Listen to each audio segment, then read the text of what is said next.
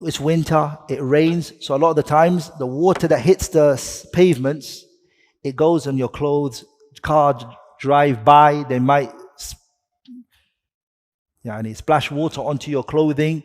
Is that water on the ground that has mixed with the earth, is it considered to be pure? Is it pure? Sah? Is it pure? Yes, it is pure. The water that has hit that earth and then been splashed on you is considered what? Tahir. Now, would you go home and wash that clothes? That's fine. You can't do that.